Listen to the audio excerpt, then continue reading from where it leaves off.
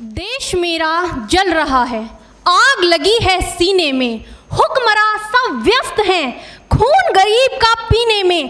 तो राम मंदिर या बाबरी का पक्ष नहीं मैं लाई हूँ, घायल भारत चीख रहा है, चीख सुनाने आई हूँ। परम आदरणीय सभापति महोदय, मंचासीन निर्णायक मंडल समिति एवं उपस्थित मेरे प्यारे साथियों, मैं आरक्षी खुशबू चौहान केंद्रीय रिजर्व पुलिस बल आज सदन की राय से असहमत होते हुए वक्ता विपक्ष में अपने विचार प्रस्तुत करूंगी। महोदय, दर्द हद से तब गुजरने लगता है जब मेरी आंखों के सामने ताज, पुलवामा, छत्तीसगढ़ में शहीद हुए जवानों के शत विशत अधजले शरीर के टुकड़े, रेत के टीलों से ऊपर जाती लाशों के ढेर और कश्मीर की खून से सनी लाल रंग की सड़कों के दृश्य सामने आते हैं। उस पर मेरे प्रतिपक्षी महोदय का कहना ये कि मानवाधिकारों की अनुपालना करते हुए देश से उग्रवाद और आतंकवाद को समाप्त किया जा सकता है।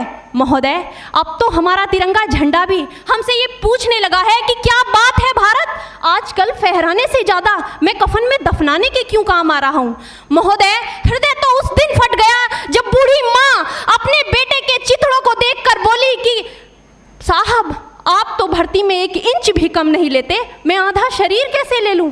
महोदय, आज इन मानवाधिकारों के कारण इन आतंकियों के बंगलों की आकाओं की नाकफनी हंसती है, आंगन की तुलसी रोती है, जब एक शहीद हुए जवान की विधवा की वेदना चीख चीख कर ये कहती है कि प्यार भी भरपूर गया, मांग का सिंदूर गया, नन्हे नौनिहालों की लंगोटियां चली गई, छोटी छोटी बेटियों की चोटियां चली गई, और आपके लिए तो एक आदमी मरा है साहब, मेरे घर की तो रोटियां ही चली गई।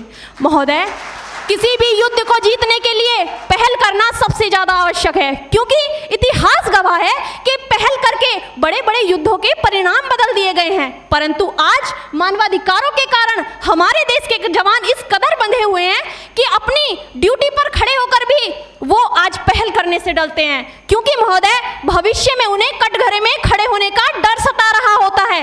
वो ये जानते हैं कि चाहे एक उग्रवादी की राइफल से निकलने वाली गोली को ये तय करना पड़े या ना पड़े कि वो किसे लगेगी, लेकिन हमारी राइफल से निकलने वाली हर गोली को ये निर्णय लेना पड़ता है कि चाहे वो किसी निर्दोष को लगे, दोषी को लगे या ना लगे, परंतु किसी निर्दोष को नहीं लगनी चाहिए। यदि ऐसा हुआ तो ना तो ये समाज हमें छोड़ेगा, ना ही तिल का ताड़ बनाने वाली ये मीडिया हमें छोड़ेगी। और महोदय, मानवाधिकार के तले किसी जवान को दबाकर युद्ध के मैदान में छोड़ देना कोई वीरता नहीं, एक आत्महत्या है।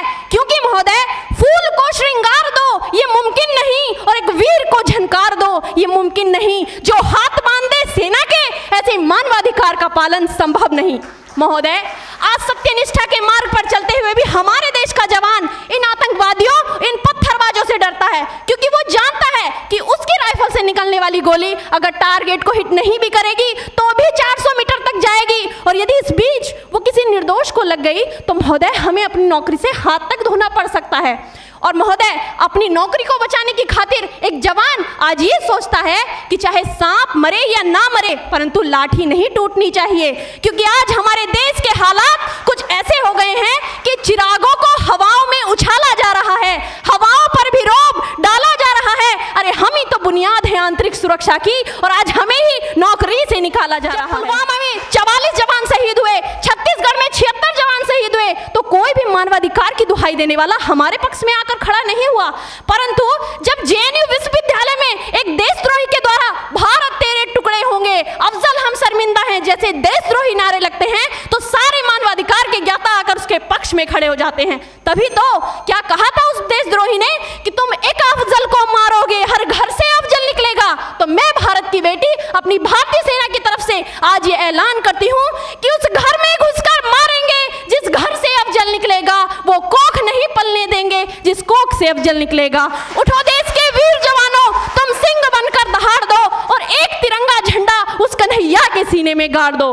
महोदय, अंत में अपनी वाणी को विराम की ओर ले जाते हुए मैं सिर्फ इतना ही कहना चाहूंगी कि मुझे अफसोस है अपने देश की न्यायिक प्रक्रिया पर, जहां आज भी रात के 12 बजे अजमल कसाब जैसे आतंकी के लिए सर्वोच्च न्यायालय के दरवाजे खोल दिए जाते हैं। ऐसे देश से मानवाधिकारों की अनुपालना करते हुए आतंकवाद और उग्रवाद से कभी नहीं निपटा जा सकता।